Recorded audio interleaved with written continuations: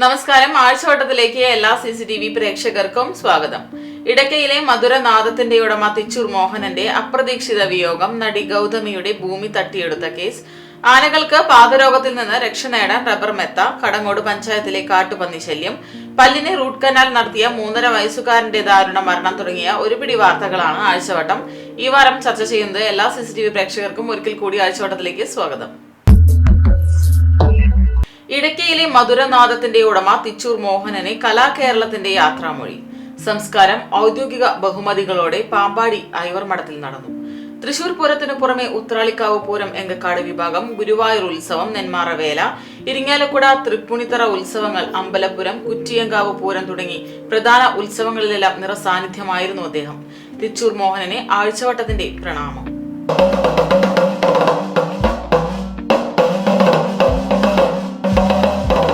4.5 പതിറ്റാണ്ടോളം കേരളത്തിലെ ഉത്സവപ്പറമ്പുകളെ ഇടയ്ക്കനാദം കൊണ്ട് കോരിത്തെരിപ്പിച്ച കലാകാരനായിരുന്നു തിച്ചൂർ മോഹനൻ. ഇടയ്ക്ക് അഭ്യസിക്കുന്നതിൽ എടുത്തുപറയാൻ ഗുരുക്കന്മാരില്ലായിരുന്നു എന്നതാണ് പറയപ്പെടേണ്ട പ്രത്യേകത. കിള്ളിക്കുരിശുമംഗലം കേപ്പാട്ടിൽ പുതുവാട്ടിൽ ഗോവിന്ദൻകുട്ടി പൊതുവാളിന്റെയും തിച്ചൂർ പുതുവാട്ടിൽ ലക്ഷ്മിക്കുട്ടിയുടെയും മകനാണ് തിച്ചൂർ മോഹനൻ. തിച്ചൂർ അയ്യപ്പക്ഷേത്രത്തിലെ അടിയന്തിരത്തിന് അമ്മാവനായ പ്രശസ്ത ചെണ്ടവിദ്വാൻ കൃഷ്ണൻകുട്ടി പൊതുവാളിനെ അനുഗമിച്ചാണ് മോഹനൻ ക്ഷേത്രവാദികലാരംഗത്തേക്ക് കടന്നുവന്നത്. 9ാമത്തെ വയസ്സിൽ തിച്ചൂർ അയ്യപ്പക്ഷേത്ര സന്നിധിയിൽ തായമ്പകക്കുട്ടി പ്രശസ്തി നേടി. തുടർന്ന് വരവൂർ കുട്ടൻ നായരുടെ കീഴിൽ ചെണ്ടയും, പുതുക്കാട് കൊച്ചന്മാരാർ, വെള്ളിത്തിരുത്തി കുട്ടിക്കൃഷ്ണൻ നായർ, അന്നമനട പരമേശ്വരൻ മാരാർ എന്നിവരുടെ കീഴിൽ തിമില അഭ്യസിച്ചു. പൂക്കാട്രി ദിവാകര പൊതുവാളിന്റെ കീഴിൽ ചെണ്ടയിൽ കൂടുതൽ കാര്യങ്ങൾ പഠിച്ചതോടെ മോഹനൻ കേരളത്തിലെ ശ്രദ്ധേയനായ തായമ്പകക്കാരനായി. എന്നാൽ ഗുരുക്കന്മാരില്ലാതെ കണ്ടും കേട്ടും അറിഞ്ഞും അഭ്യസിച്ച ഇടയ്ക്കവാദനമാണ് തിച്ചൂർ മോഹനനെ പ്രസിദ്ധനാക്കിയത്. കേരളത്തിനകത്തും പുറത്തും വിദേശ രാജ്യങ്ങളിലും തിച്ചൂർ മോഹനൻ ഇടയ്ക്കയിൽ വിസ്മയം തീർത്തിട്ടുണ്ട്. പല്ലാവൂർ അപ്പുമാരാർക്ക് ശേഷം ഇടയ്ക്കയിൽ കേരളത്തിലെ പ്രധാനിയായിരുന്നു തിച്ചൂർ മോഹനൻ. തൃശൂർ പൂരത്തിൽ തിരുവമ്പാടി വിഭാഗത്തിന്റെ മഠത്തിൽ വരവിൽ 45 വർഷത്തോളമായി ഇടയ്ക്കയിൽ പ്രധാനിയാണ് ഇദ്ദേഹം. കേരള സംഗീത നാടക അക്കാദമി പുരസ്കാരം ഉൾപ്പെടെ നിരവധി അംഗീകാരങ്ങൾക്ക് ഇദ്ദേഹം അർഹനായിട്ടുണ്ട്. കേരളത്തിലെ പ്രസിദ്ധമായ ക്ഷേത്രങ്ങൾ സുവർണ മുദ്ര നൽകി ഈ അതുല്യ കലാകാരനെ ആദരിച്ചിട്ടുണ്ട്. 2009 ജന്മനാട് വീരശൃംഖല നൽകി തിച്ചൂർ മോഹനനെ ആദരിച്ചു. ഇടയ്ക്കയിൽ മനോധർമ്മ പ്രയോഗങ്ങൾ കൊണ്ട് വാദ്യപ്രേമികളെ ഹരം കൊള്ളിച്ച തിച്ചൂർ മോഹനന്റെ വേർപാട് കലാകേരളത്തിന് തീരാ നഷ്ടമാണ്. ഇടയ്ക്കയുടെ സ്ഥാനം ദേവവാദ്യത്തിൽ ഉറപ്പിച്ചതും ശ്രദ്ധേയമാക്കിയതും ഇടയ്ക്കയിലെ മധുരനാഥത്തിന്റെ ഉടമയായ തിച്ചൂർ മോഹനനായിരുന്നു. തികഞ്ഞ താളബോധവും കൊട്ടിലെ ശുദ്ധിയും വ്യക്തതയും മോഹനെ വ്യത്യസ്തനാക്കി.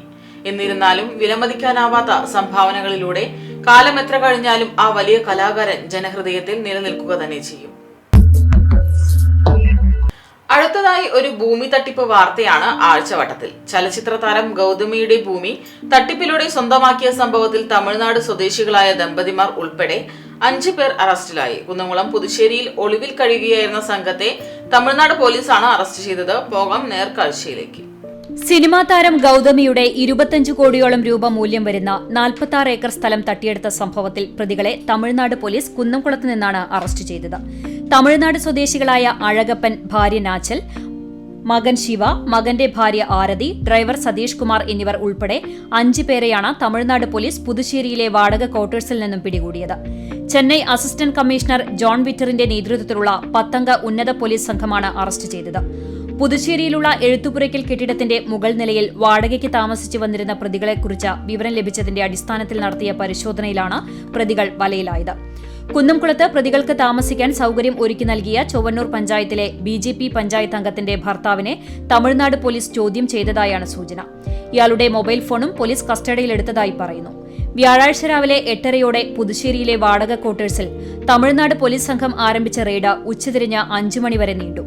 ഇതിനിടെ ഉന്നത പോലീസ് ഉദ്യോഗസ്ഥരെത്തി തട്ടിപ്പ് സംഘത്തെ ചോദ്യം ചെയ്യുകയുണ്ടായി. മണിക്കൂറുകൾ നീണ്ട ചോദ്യം ചെയ്യലിന് ശേഷം 5 മണിയോടെ സംഘത്തിലെ 5 പേരെയും കുന്നംകുളം താലൂക്ക് ആശുപത്രിയിലെത്തിച്ച് വൈദ്യപരിശോധന നടത്തി. തുടർന്ന് കുന്നംകുളം കോടതിയിൽ ഹാജരാക്കി. ശ്രീപെരുംപുതൂരിൽ ഉൾപ്പെടെ തമിഴ്നാട്ടിലെ വിവിധ ഭാഗങ്ങളിലായുള്ള ഭൂമിയാണ് തട്ടിയെടുക്കപ്പെട്ടതെന്നും താനും മകളും ഇപ്പോൾ വധഭീഷണി നേരിടുകയാണെന്നും ഗൗതമി നേരത്തെ ചെന്നൈ പോലീസ് കമ്മീഷണർക്ക് പരാതി നൽകിയിരുന്നു. അതിനു പിന്നാലെ ഗൗതമിയെ വിളിച്ചുവരുത്തി പോലീസ് വിശദമായ മൊഴി രേഖപ്പെടുത്തി. കാഞ്ചീപുരം ജില്ലാ പോലീസാണ് കേസ് അന്വേഷിക്കുന്നത്. സൂപ്രണ്ടിന് മുന്നിൽ ഹാജരായ ഗൌതമിയിൽ നിന്ന് പോലീസ് അരമണിക്കൂറോളം വിവരങ്ങൾ ചോദിച്ചറിഞ്ഞു. തന്റെ മോശം ആരോഗ്യസ്ഥിതിയും മകളുടെ പഠനം ഉൾപ്പെടെയുള്ള ചെലവുകളും മുന്നിൽ കണ്ടാണ് സ്ഥലം വിൽക്കാനുള്ള തീരുമാനത്തിൽ എത്തിയതെന്ന് ഗൌതമി പരാതിയിൽ വിശദീകരിക്കുന്നു. 46 ഏക്കർ വരുന്ന സ്ഥലം വിറ്റുതരാമെന്ന് അറിയിച്ചാണ് അഴകപ്പൻ എന്ന റിയൽ എസ്റ്റേറ്റ് ഏജന്റും ഭാര്യയും സമീപിച്ചതെന്ന് ഗൌതമി പരാതിയിൽ പറയുന്നു.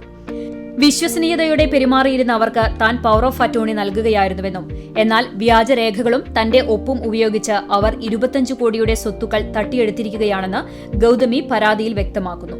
ബാങ്ക് ഇടപാടുകൾ പരിശോധിച്ചത് പ്രകാരം 4 തരത്തിലുള്ള തട്ടിപ്പ് നടന്നിട്ടുണ്ടെന്ന് പരാതിയിലുണ്ട്. തട്ടിപ്പ് നടത്തിയ അഴകപ്പൻ രാഷ്ട്രീയ ഗുണ്ടകളുടെ സഹായത്തോടെ മകൾ സുബ്ബുലക്ഷ്മിയെയും ഭീഷണിപ്പെടുത്തുകയാണെന്നും വധഭീഷണിയടക്കം ലഭിക്കുന്നുണ്ടെന്നും അടുത്തിടെ BJP വിട്ട ഗൌതമി പറയുന്നു. ഇത് മകളുടെ പഠനത്തെയടക്കം സാരമായി ബാധിക്കുന്നുവെന്നും വിഷയത്തിൽ ഇടപെട്ട് നഷ്ടപ്പെട്ട ഭൂമി തിരികെ വാങ്ങി നൽകാൻ പോലീസ് ഇടപെടണമെന്നും തട്ടിപ്പുകാരെ നിയമത്തിന് മുന്നിൽ എത്തിക്കണമെന്നുമാണ് ഗൌതമി പരാതിയിൽ ആവശ്യപ്പെട്ടിരുന്നത്. 20 വർഷമായി അംഗമായ BJPയിൽ നിന്നും ഈ വിഷയത്തിൽ പിന്തുണ ലഭിക്കാത്തതിനാലാണ് താൻ പാർട്ടി വിട്ടതെന്നും ഗൌതമി അറിയിച്ചിരുന്നു. 80കളുടെ അവസാനവും 90കളിലും സിനിമയിൽ സജീവമായിരുന്ന ഗൌതമി തെലുങ്ക്, കന്നഡ, തമിഴ്, ഹിന്ദി, മലയാളം ഭാഷകളിൽ അഭിനയിച്ചിട്ടുണ്ട്. കമൽഹാസന്റെ മുൻ പങ്കാളിയായ ഗൌതമി ക്യാൻസറിന് ചികിത്സ തേടിയിരുന്നു. കുന്നംകുളം ബ്യൂറോയ്ക്കൊപ്പം CCTV ന്യൂസ്, കേച്ചേരി. ഗൌതമിയെ വിളിച്ചുവരുത്തി പോലീസ് വിശദമായ മൊഴി രേഖപ്പെടുത്തിയിട്ടുണ്ട്.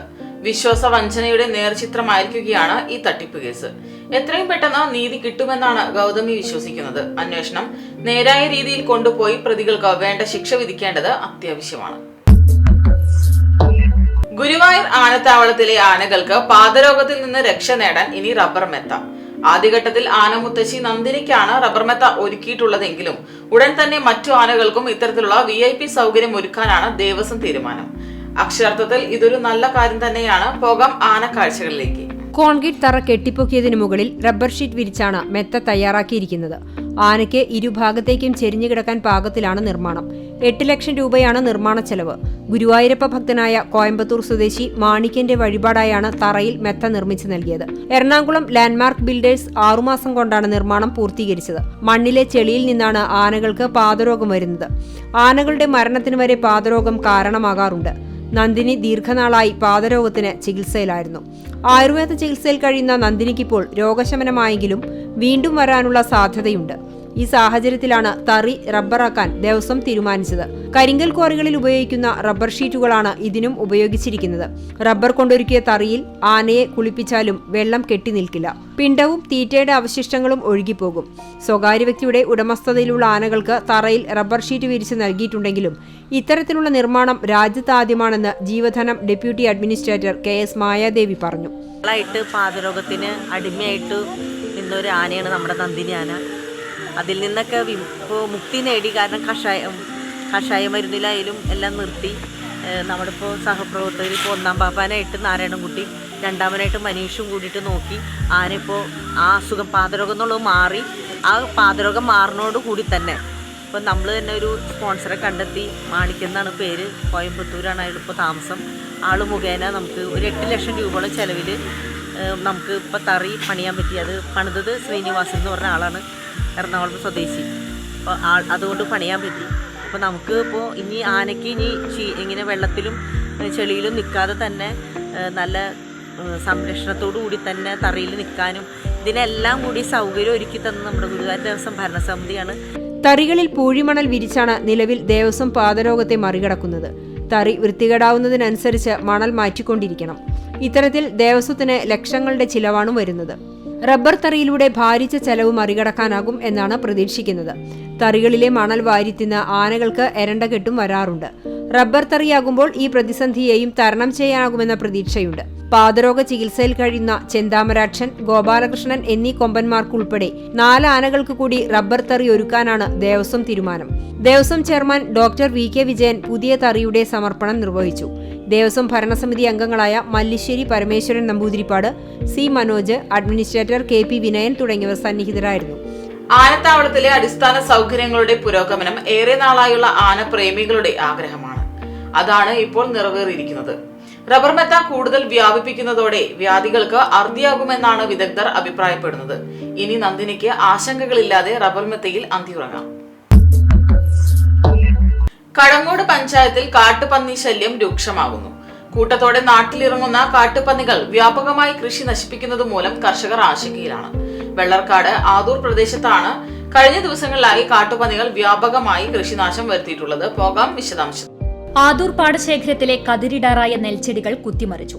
കൊട്ടിലിങ്ങൽ കുഞ്ഞുമോൻ, കല്ലിങ്ങലകത്ത് അലവി, ഡോക്ടർ രാമകൃഷ്ണൻ എന്നിവരുടെ നെൽവയലുകളിലാണ് കൂടുതൽ നാശം വരുത്തിയിട്ടുള്ളത്. പഞ്ചായത്തിൽ പരാതി നൽകിയിട്ടുണ്ടെങ്കിലും നടപടിയായിട്ടില്ലെന്ന് കർഷകർ പറഞ്ഞു. കരമാർഗം വന്നിട്ട് ഇങ്ങനെ ഇറങ്ങുക, ആ ഭാഗത്ത് ആ നെല്ല് മാറ്റി കളയുക. ഇപ്പൊ അത് 3ാമത്തെ പ്രാവശ്യമാണ് ഞങ്ങൾ നടന്നത്. നട്ട് കുറച്ച് കഴിഞ്ഞ് പിറ്റേന്ന് വന്നാലും അതെടുത്ത് പറിച്ചിട്ടുണ്ടാവും. എല്ലാ കൃഷികളും ഞാനൊക്കെ ഉപേക്ഷിച്ചു. അരിശുഭൂമികളൊക്കെ എടുക്കുന്നുണ്ട്, ആ കൃഷികളൊക്കെ ഉപേക്ഷിച്ചു. ഇത്രയും പന്നികളുടെ ശല്യം കാരണം ഞങ്ങളിപ്പോ ഇത് പഞ്ചായത്തില് പിന്നെ മുഖ്യമന്ത്രിക്ക് എല്ലാവർക്കും പരാതി കൊടുത്തു. എന്താ ചെയ്യുക, ഞങ്ങളൊക്കെ ഭയന്നിട്ട് കുട്ടികളടക്കം സ്കൂളിലേക്ക് പോകുമ്പോഴും മദ്രസ പോകുമ്പോഴും ഭയന്നിട്ടാണ് പോകുന്നത്. ഈ രാത്രി ഇപ്പൊ പകലും ഇല്ല, രാത്രി അത്ര നേരത്തെ ഇവർ ഇറങ്ങുന്നത്. എന്തപ്പോ ഇതിനൊരു പരിഹാരം? കർഷകന്റെ പ്രശ്നങ്ങൾ പരിഹരിക്കപ്പെടാൻ എത്രയും വേഗം പഞ്ചായത്ത് നടപടികൾ സ്വീകരിക്കണമെന്നാണ് ഈ കർഷക സംഘടനാ പ്രതിനിധി എന്ന നിലയ്ക്ക് എനിക്ക് പറയാനുള്ളത്. നെല്ലിനു പുറമെ മറ്റു വിളകളും വൻതോതിൽ നശിപ്പിക്കുന്നുണ്ട്. കടങ്ങോട് പഞ്ചായത്തിലെ മികച്ച കർഷകനായ കുറ്റിയിൽ മുഹമ്മദ് കുട്ടിയുടെ തോട്ടത്തിലെ വാഴകളും ചേമ്പും ചേനയും കപ്പയും വ്യാപകമായി നശിപ്പിച്ചു. കഴിഞ്ഞ ഒരു മാസത്തിനുള്ളിൽ പല ദിവസങ്ങളിലായി 200-ലധികം വാഴത്തൈകൾ പന്നികൾ നശിപ്പിച്ചെന്ന് മുഹമ്മദ് കുട്ടി പറഞ്ഞു. അതേസമയം പന്നികളെ വെടിവെച്ചുകൊള്ളാൻ പഞ്ചായത്ത് തീരുമാനമെടുത്തിട്ടുണ്ടെന്നും ഷൂട്ടർമാരെ ലഭിക്കാത്തതാണ് നടപടി വൈകാൻ ഇടയാക്കുന്നതെന്നും പഞ്ചായത്ത് പ്രസിഡന്റ് മീന സാജൻ പറഞ്ഞു. പാടശേഖരങ്ങളിലുള്ള കൃഷിക്കാർ മുഴുവനായി പരാതി തന്നതിന്റെ അടിസ്ഥാനത്തിൽ കഴിഞ്ഞ മാസത്തെ പഞ്ചായത്ത് കമ്മിറ്റിയിൽ പന്നിയെ വെടിവെക്കാനുള്ള തീരുമാനം എടുത്തിട്ടുള്ളതാണ്. അതിന് പ്രകാരം നമ്മൾ ഫോറസ്റ്റിൽ നിന്നും ഷൂട്ടർമാരുടെ ലിസ്റ്റ് ആവശ്യപ്പെടുകയും അവർ അത് അയച്ചു തരികയും ചെയ്തു. അതിൽ പലരും ഗൾഫിലാണ്, വിദേശത്തും മറ്റു സ്ഥലങ്ങളിലുള്ളവരാണ്. ബാക്കിയുള്ളവർക്കൊക്കെ നമ്മൾ നാട്ടിൽ അന്വേഷിക്കുമ്പോൾ പലരെയും വിളിച്ച് നമ്മൾ പഞ്ചായത്തിൽ വരുത്തിയിട്ടുള്ളതാണ്. പക്ഷെ അവരുടെ ഒന്നും ലൈസൻസ് പുതുക്കി കിട്ടാത്തൊരു പ്രശ്നം നിലനിൽക്കുന്നുണ്ട്. ഈ ഒരു പ്രശ്നം നിലനിൽക്കുന്നത് കൊണ്ടാണ് നമുക്ക് ആ പദ്ധതി നടപ്പിലാക്കാൻ സാധിക്കാത്തത്. കൃഷിക്കാരുടെ ബുദ്ധിമുട്ട് പഞ്ചായത്ത് മനസ്സിലാക്കിയിട്ട് തന്നെയാണ് ഈ ഒരു വെടിവെക്കുവാനുള്ള തീരുമാനം എടുത്തിട്ടുള്ളത്. 20 ഷൂട്ടർമാരുടെ പട്ടിക ഫോറസ്റ്റ് വകുപ്പ് നൽകിയിട്ടുണ്ട്. എന്നാൽ ഇതിൽ പലരും വിദേശത്തായതും മറ്റുള്ളവരുടെ തോക്കിന് അധികാരികൾ ലൈസൻസ് പുതുക്കി നൽകാത്തതുമാണ് പ്രതിസന്ധിക്കിടയാക്കുന്നതെന്നും മീന സാജൻ അറിയിച്ചു. ഏറെ പ്രതീക്ഷയോടെയാണ് ഓരോ കർഷകനും കൃഷി ഇറക്കുന്നത്. എന്നാൽ പാതി വഴിയിൽ എല്ലാം നഷ്ടമാകുന്ന കാഴ്ചയാണ് ഇവിടെ കാണാനാകുന്നത്. കൃഷിക്ക് അപകടകാരികളായ പന്നികളെ വെടിവെച്ചിടാൻ നിയമം അനുവദിക്കുന്നുണ്ടെങ്കിലും ഷൂട്ടർമാരെ കിട്ടുന്നില്ലെന്നാണ് ബന്ധപ്പെട്ടവർ പറയുന്നത്. ഇതിൽ കർഷകർ തൃപ്തരല്ല. അനുകൂല നടപടികൾ എടുത്ത് കർഷകർക്ക് ആശ്വാസം നൽകണമെന്നാണ് ആഴ്ചവട്ടത്തിനും പറയാനുള്ളത്. അതിപ്രാധാന്യമർഹിക്കുന്ന ഒരു വാർത്തയാണ് ആഴ്ചവട്ടത്തിൽ അടുത്തതായി. പല്ലിനെ റൂട്ട് കനാൽ നടത്തിയ 3.5 വയസ്സുകാരൻ ചികിത്സയ്ക്കിടെ മരിച്ച സംഭവത്തിൽ കുറ്റക്കാർക്കെതിരെ ശക്തമായ നടപടി ആവശ്യപ്പെട്ട് മാതാവും കുടുംബവും മലങ്കര ആശുപത്രിക്ക് മുന്നിൽ സൂചനാ സമരം നടത്തും. കുടുംബാംഗങ്ങൾ കുന്നംകുളത്ത് വാർത്താ സമ്മേളനത്തിലാണ് ഇക്കാര്യം അറിയിച്ചത്. ഡിസംബർ 27 രാവിലെ 9:30 മുതലാണ് സമരം. കുട്ടിയുടെ മരണം കഴിഞ്ഞ് 46 ദിവസമായിട്ടും മെഡിക്കൽ ബോർഡ് ചേർന്നിട്ടില്ല. മരണത്തിന് ഉത്തരവാദികളായവർക്കെതിരെ ഇതുവരെയും പോലീസിന്റെ ഭാഗത്തുനിന്ന് യാതൊരു നടപടിയും ഉണ്ടായിട്ടില്ലെന്ന് കുട്ടിയുടെ മാതാവും തൃശൂർ ജൂബിലി മിഷൻ ആശുപത്രിയിലെ നഴ്സ് കൂടിയായ ഫെൽജ ജെയിംസ് പറഞ്ഞു. ദിവസത്തെ ഭക്ഷണം ശിരസിൽ പോയതാണെന്നും പിന്നെ ഇന്റേണൽ ബ്ലീഡിംഗ് ഉണ്ട്, അങ്ങനെയുള്ള പല പല കാരണങ്ങളാണ് അവിടെയുള്ള ഡോക്ടർമാർ ഞങ്ങൾക്ക് റീസണായിട്ട് പറഞ്ഞത്. പക്ഷേ അതൊന്നും അതിനൊരു കാരണമായിട്ട് ഞങ്ങൾക്ക് തോന്നിയില്ല. പിന്നീട് ഞങ്ങൾ പോസ്റ്റ്മോർട്ടം വേണമെന്ന് പറഞ്ഞു. തഹസിൽദാരുടെയും പോലീസിൻ്റെയും മുഖേന പോസ്റ്റ്മോർട്ടത്തിന് അയച്ചു. അതിൽ 22-ാം തീയതി റിപ്പോർട്ട് കിട്ടിയതിൽ ശ്വാസകോശത്തിലേക്ക് രക്തം കടന്നു എന്നുള്ള റിപ്പോർട്ടാണ് ഞങ്ങൾക്ക് കിട്ടിയത്. ഇതേ സംബന്ധിച്ച് എൻ്റെ സംശയം എന്ന് പറയുന്നത് ഇതൊരു സർജറി പോലുമല്ല, സാധാരണ ഒരു ഡെന്റൽ ക്ലിനിക്കിൽ ചെയ്യുന്നൊരു ലോക്കൽ പ്രൊസീജിയറാണ് ഈ പൾപെക്ടമി എന്ന് പറയുന്നത്. ഇവരൊരു 5-6 പല്ല് കുറേ ചെയ്യുന്നത് കൊണ്ടാണ് അവർ ആശുപത്രിയിൽ അഡ്മിറ്റ് ആക്കേണ്ടി വന്നത്. ആ ബ്ലീഡിങ് ഉണ്ടായതിനു ശേഷം ഹോസ്പിറ്റലിൻ്റെ ഭാഗത്തുനിന്ന് ആത്യന്തികമായിട്ട് ചെയ്യേണ്ട യാതൊരു കാര്യങ്ങളും അവർ ചെയ്തിട്ടില്ല. ഞാനൊരു നഴ്സാണ്, ജൂബിലിയിലാണ് വർക്ക് ചെയ്യുന്നത്. ഞാനവിടെ പോസ്റ്റ് വാർഡിൽ അവിടെ നിൽക്കണം എന്ന് പറഞ്ഞിട്ട് പോലും അവരെ അത് സമ്മതിച്ചില്ല. ഓപ്പറേഷന് ശേഷം ICUവിലേക്ക് മാറ്റുന്നതിന് പകരം പോസ്റ്റ് ഓപ്പറേറ്റീവ് വാർഡിലേക്ക് മാറ്റിയതും ശരിയായി നിരീക്ഷണം നടത്താത്തതും ജീവൻ രക്ഷാ പ്രവർത്തനത്തിന് ആവശ്യമായ സജ്ജീകരണങ്ങൾ ഇല്ലാത്തതും ശരിയായ ചികിത്സ വൈകിയതുമാണ് മരണകാരണമെന്ന് ബന്ധുക്കൾ ആരോപിച്ചു. പോസ്റ്റ്മോർട്ടം റിപ്പോർട്ടിൽ കുട്ടിയുടെ മരണകാരണം ശ്വാസകോശത്തിൽ രക്തം കയറിയതാണെന്ന് വ്യക്തമായിട്ടുണ്ട്. ഓപ്പറേഷൻ തിയേറ്ററിലേക്ക് കയറും വരെ കുട്ടി പൂർണ്ണ ആരോഗ്യവാനായിരുന്നുവെന്നും കുട്ടിക്ക് മരണകാരണമായേക്കാവുന്ന യാതൊരു അസുഖവും ഇല്ലായിരുന്നുവെന്നും കുടുംബം പറഞ്ഞു. ആശുപത്രിയുടെ ചികിത്സാ പിഴവ് സംബന്ധിച്ച് ഉന്നതതല അന്വേഷണം വേണമെന്നും ഇവർ ആവശ്യപ്പെട്ടു. വാർത്താസമ്മേളനത്തിൽ NK James, NK Raju, Kuriakose AP, NK Titus എന്നിവരും പങ്കെടുത്തു. പല്ലിനെ റൂട്ട് കനാൽ നടത്തിയ 3.5 വയസ്സുകാരൻ ചികിത്സയ്ക്കിടെ മരിച്ച സംഭവം അതിദാരുണവും ഹൃദയഭേദകവുമാണ്. റൂട്ട് കനാൽ തെറാപ്പിയുടെ ശാസ്ത്രത്തിൽ വലിയ കണ്ടുപിടുത്തങ്ങൾ ഉണ്ടായിട്ടുള്ള ഇന്നത്തെ കാലഘട്ടത്തിൽ ഇത്തരത്തിലൊരു മരണം ചിന്തിക്കാവുന്നതിനും അപ്പുറമാണ്. റൂട്ട് കനാൽ നടപടിക്രമം മികച്ച രീതിയിൽ നിർവഹിക്കുന്നതിന് ദന്ത ഡോക്ടർമാർ ഇപ്പോൾ നിലവിലുള്ള ആശയങ്ങളെക്കുറിച്ച് ബോധവാന്മാരായിരിക്കണം. അല്ലാത്തപക്ഷം ഇത്തരത്തിലുള്ള ദൗർഭാഗ്യകരമായ സംഭവങ്ങൾക്ക് ഇടവരുമെന്നാണ് ആഴ്ചവട്ടത്തിന് പറയാനുള്ളത്. പുനർനിർമ്മാണം പൂർത്തീകരിച്ച ചൂണ്ടൽ ആശുപത്രി റോഡ് യാത്രികർക്ക് അപകട ഭീഷണി ഉയർത്തുന്നു. റോഡിന്റെ ആരംഭത്തിലെ 250 മീറ്ററോളം വരുന്ന മേഖലയിലാണ് അപകടം പതിയിരിക്കുന്നത്. MLA ഉൾപ്പെടെയുള്ള ജനപ്രതിനിധികൾ ഇടപെട്ടിട്ടും പരിഹാരം കാണാതെ പൊതുമരാമത്ത് വകുപ്പ് പോകാം നേർക്കാഴ്ചയിലേക്ക്. ചൂണ്ടൽ, കൂനമുച്ചി, വെട്ടുകാട്, ആളൂർ മേഖലകളിലൂടെ കടന്നുപോകുന്ന റോഡിന്റെ ഭാഗമായുള്ള ആശുപത്രി റോഡ് നിർമ്മാണം പൂർത്തിയായപ്പോൾ മുൻപുണ്ടായിരുന്നതിനേക്കാൾ ഉയർന്നതാണ് അപകട ഭീഷണിക്ക് കാരണമായി മാറിയിട്ടുള്ളത്. വീതി കുറഞ്ഞ മേഖലയിൽ സ്വകാര്യ ബസ്, ടിപ്പർ ലോറി തുടങ്ങിയ വലിയ വാഹനങ്ങൾ വരുമ്പോൾ ഇരുചക്രവാഹന യാത്രികർക്ക് റോഡിന്റെ വശത്തേക്ക് ഇറക്കി നിർത്താൻ കഴിയാത്ത സ്ഥിതിയാണുള്ളത്. റോഡിന്റെ ഉയർച്ചയ്ക്ക് കാരണം ഇരുചക്രവാഹനം വശത്തേക്ക് ഒതുക്കിയാൽ സമീപത്തെ ഓടയിലേക്ക് വീഴാനുള്ള സാധ്യതയും ഏറെയാണ്. കാനയിലാണെങ്കിൽ നിർമ്മാണത്തിന്റെ ഭാഗമായി സ്ഥാപിച്ച കമ്പികളുമുണ്ട്. ഓടയുടെ മുകളിൽ കോൺക്രീറ്റ് സ്ലാബ് സ്ഥാപിക്കുന്നതിനും കാനയില്ലാത്ത ഭാഗത്ത് ഐറിഷ് ഡ്രെയിൻ നിർമ്മിക്കുന്നതിനുമാണ് തീരുമാനിച്ചിരുന്നത്. കഴിഞ്ഞ മാസം 13-ന് മുരളി പെരുന്നെല്ലി, ഗ്രാമപഞ്ചായത്ത് പ്രസിഡന്റ് തുടങ്ങിയ ജനപ്രതിനിധികൾ സ്ഥലം സന്ദർശിച്ച് പൊതുമരാമത്ത് വകുപ്പ് ഉദ്യോഗസ്ഥർക്ക് നിർദ്ദേശം നൽകിയെങ്കിലും 1 മാസം പിന്നിട്ടിട്ടും യാതൊരു നടപടിയും ഉദ്യോഗസ്ഥരുടെ ഭാഗത്തു നിന്നുണ്ടായിട്ടില്ല. റോഡ് നിർമ്മാണത്തിന് അനുവദിച്ച തുകയിൽ നിന്ന് റിവേഴ്സ് എസ്റ്റിമേറ്റ് തയ്യാറാക്കി നിർമ്മാണം ആരംഭിക്കുമെന്ന് വാക്ക് നൽകിയ ഉദ്യോഗസ്ഥരാകട്ടെ പറഞ്ഞ വാക്കുകൾ മറന്ന മട്ടാണ്. നിരവധി സ്കൂളുകൾ സ്ഥിതി ചെയ്യുന്ന മേഖലയിൽ കുട്ടികളുമായി പോകുന്ന വാഹനങ്ങൾ ഉൾപ്പെടെ അപകടങ്ങളിൽപ്പെടാനുള്ള സാധ്യത നിലനിൽക്കെ പൊതുമരാമത്ത് വകുപ്പ് അധികൃതരുടെ ഭാഗത്തു നിന്നുള്ളത് തികഞ്ഞ നിസ്സംഗതയാണ്. നിരുത്തരവാദിത്വപരമെന്നേ ഈയൊരു അവസ്ഥയെക്കുറിച്ച് പറയാൻ സാധിക്കുകയുള്ളൂ. വികസന പ്രവൃത്തികൾ അക്ഷരാർത്ഥത്തിൽ ഇത്തരം നിർമ്മാണ പ്രവൃത്തികളിൽ യാഥാർത്ഥ്യമാകുന്നുണ്ട് എന്ന് ചിന്തിക്കേണ്ടിയിരിക്കുന്നു. അല്ലാത്തപക്ഷം അതിന് തക്കതായ മാർഗത്തിൽ നടപടിയെടുക്കേണ്ടത് അത്യാവശ്യമാണ്. നക്ഷത്രങ്ങളും പല വർണ്ണങ്ങളിൽ മിന്നിത്തിളങ്ങുന്ന ബൾബുകളുമടക്കം വ്യാപാര നഗരിയായ കുന്നംകുളത്ത് ക്രിസ്തുമസ് ന്യൂ ഇയർ വിപണി സജീവമാകുന്നു.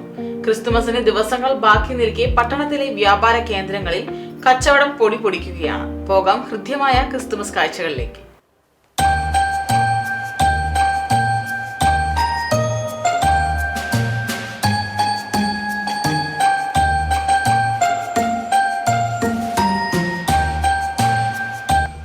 ₹25 ചെറിയ നക്ഷത്രങ്ങൾ മുതൽ 750 രൂപ വരുന്ന ചൈനീസ് നക്ഷത്രങ്ങളും അതിനേക്കാൾ കൂടിയ വിലയിലുള്ളവയും വിപണിയിലുണ്ട്. സിനിമാ പേരുകൾ ഉള്ളവയാണ് ഇത്തവണയും വിപണിയെ കീഴടക്കുന്നത്. RDX എന്ന പേരിലിറങ്ങിയ നക്ഷത്രമാണ് പുതിയ ഐറ്റം. ഇതിനു പുറമെ രോമാഞ്ചം, ജയിലർ, ലിയോ ഇങ്ങനെ പോകുന്നു നക്ഷത്രങ്ങളുടെ പേരുകൾ.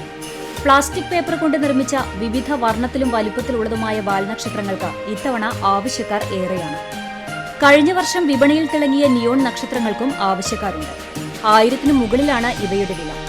2 അടി ഉയരമുള്ള ക്രിസ്മസ് ട്രീക്ക് 250 രൂപയാണ് വില. 4 അടിക്ക് 380, മെറ്റൽ ട്രീക്ക് 600, പൈൻ ട്രീക്ക് 750 എന്നിങ്ങനെയാണ് വില നിലവാരം. പ്രത്യേക LED ക്രിസ്മസ് ട്രീകൾക്ക് 3500 രൂപ വരെ വിലയുണ്ട്. LED മാല ലൈറ്റുകൾ മറ്റൊരു ആകർഷണമാണ്. 1500 മുതൽ 500 വരെയാണ് ഇവയുടെ വില.